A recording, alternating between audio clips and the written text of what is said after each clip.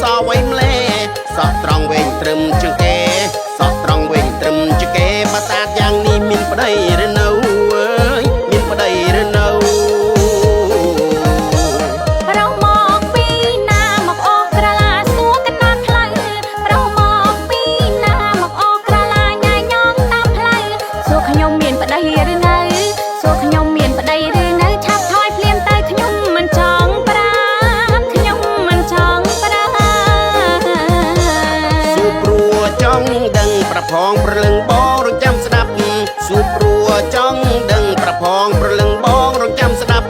បងឃើញនាងដើរផ្លូវស្ងាត់បងឃើញនាងដើរផ្លូវស្ងាត់បារម្ភទើបស្កាត់សុំដើរកំដ